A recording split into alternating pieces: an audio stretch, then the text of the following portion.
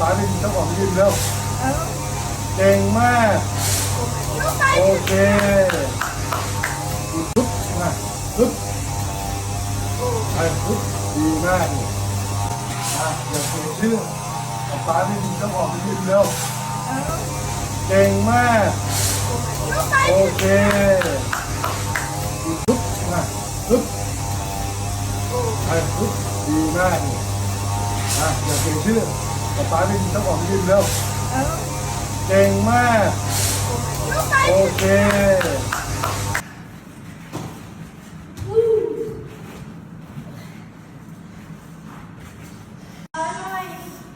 ทีละคนทีละคน